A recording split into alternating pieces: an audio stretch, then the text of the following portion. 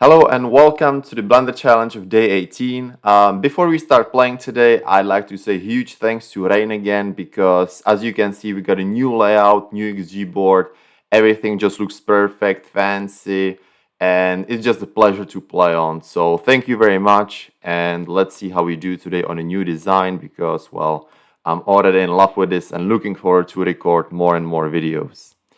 So we start pretty good. Just a few obvious moves.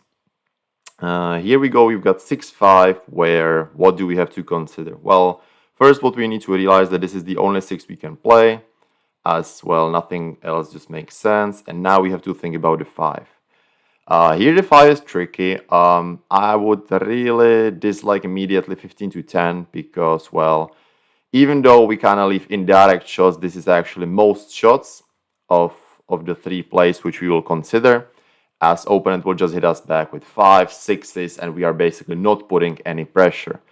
So starting with a 6, now we have to think about the 5, where either we can play 7 to 2 or 6 to 1.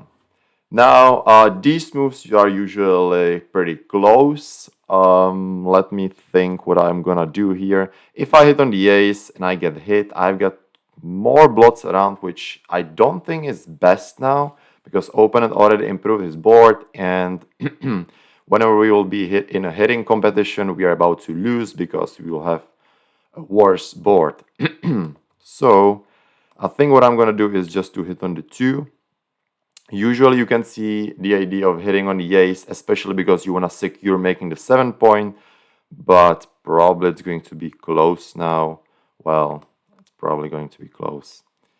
Yeah, we can wait for for more accurate analysis, but anyway, I mean, we know the result already. It's just going to be close. 31 pips ahead, but what are the market losers? Well, maybe if we just crash in with like double 5s or double 3s, but it's still far from the cube. So 3-1 making the 5 point doesn't make sense. It doesn't make sense because we have many better things to do, and we would just get hit. He would anchor up, so 5 point just loses its value. So I guess the only play what we can do is hit and make a point. All right. So now typical position every time we basically are past the early game. Now we are advancing to the middle game where, as you can see, opponents got the anchor. We are ahead in the race.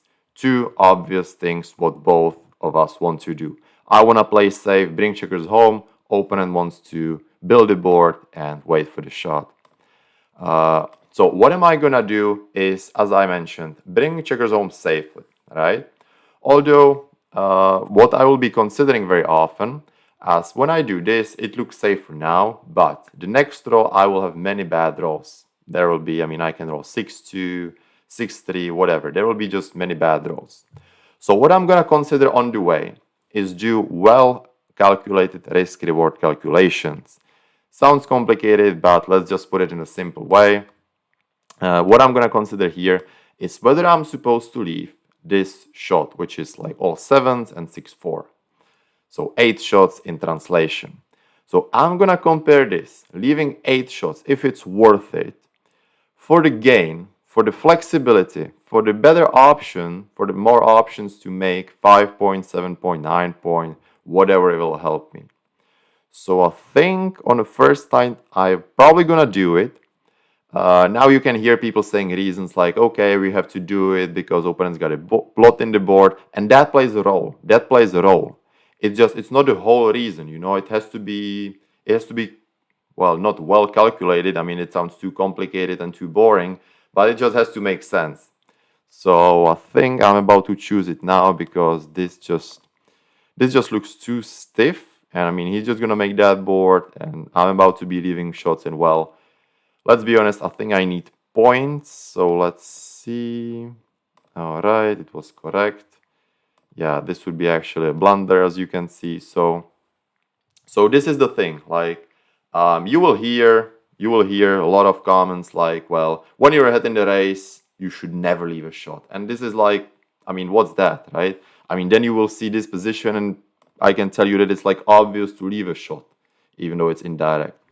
So this is And if it's an exception, well, it's not an exception. I mean, it comes all the time. So this is the way how to think about it. You have to consider what you are risking, what you are putting into risk, and on the other side, of course, what you gain. I mean, same like in life, basically, same calculations all over again.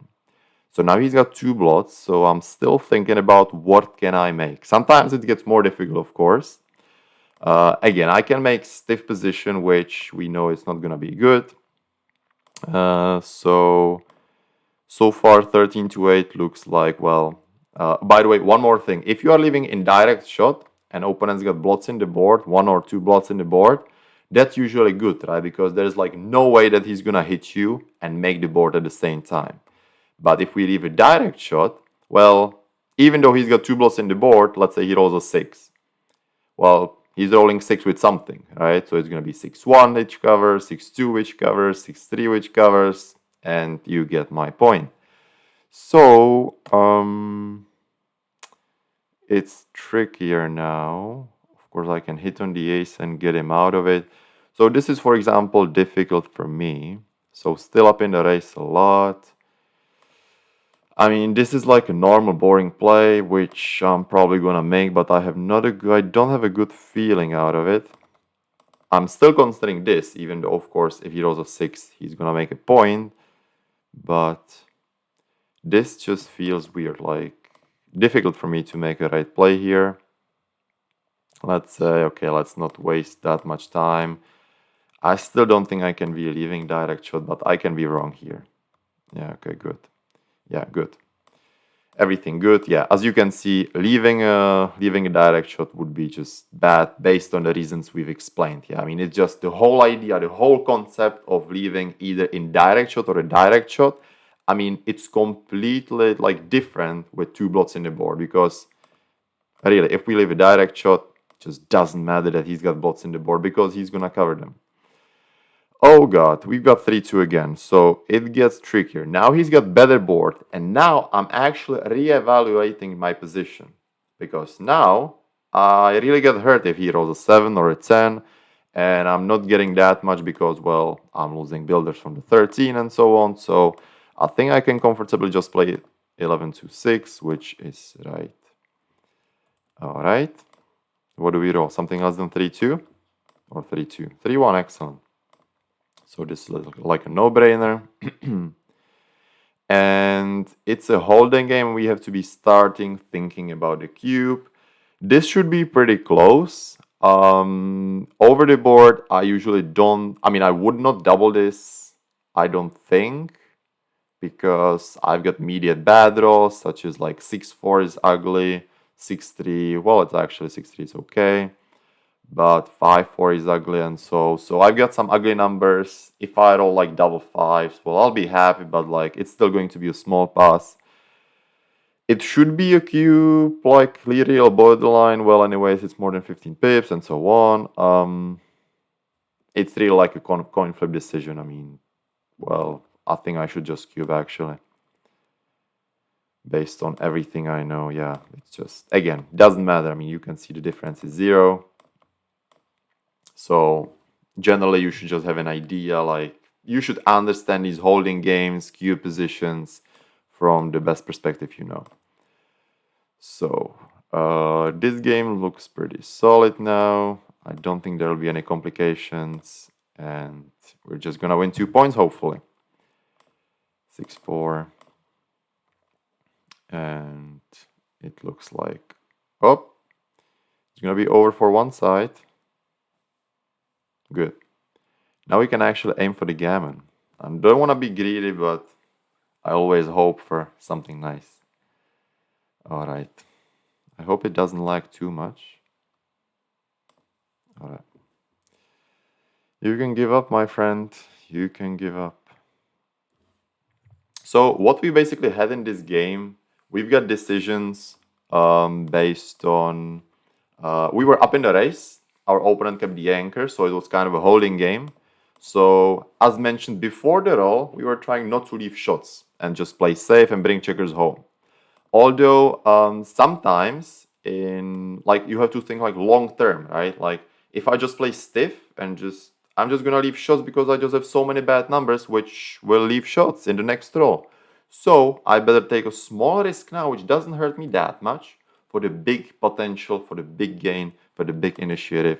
And that's the way to think about this, and that's the way how you wanna perceive these positions and view them, look at them, and so on. 5 point looks solid, anchor looks solid. I mean, 10 point also looks solid. I don't know. I mean, just whoops. Is it gonna be a mistake? Well, 10 point makes sense. Damn it! Oh, damn it! Oh no! Oh, like that. Well, that's a problem. So we're done, I guess. I made a mistake. Started with a 5 point, which there is one thing I've been like, well, now when I'm gonna say that I've been studying one thing or I've been noticing one thing recently, well, then why did I just make this mistake? But basically, what is important sometimes to realize, what I missed here was that when opponents get high anchor, right, like 4 point or 5 point, basically your points, inside points, basically lose. Well, not that they lose the value, of course they lose the value a little bit, but compared to outside points, like what's the goal? Like now if I have 5 point, like what does it make? Does it block him? Not really. What does it do? I mean, I'm not hitting everything, and even if I hit him, well, he's just got the anchor, so what's my point good for, right? So basically, it kind of so important to realize that outside points are very much more important. Well, I don't want to say much more important because I don't want to generalize it. But in this situation, I can make much more by making the 10 point, which is just blocking him. I can, by the way, slot the 5 point and make the 5 point kind of in an easy way, I would say, in the future. So this is kind of a thing I just played fast, and well, I think it will be good for today as we've got a lot of ideas, a lot of concepts, like with the holding game, with this.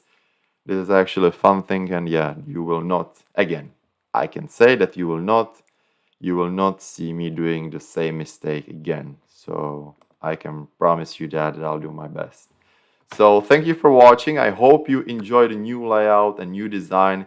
Please, if you've got any questions or anything, just reach out to me, reach out down to the comments, comment everything if you like the design or not. I'm very excited to hear everything. So thanks a lot, guys, and see you soon.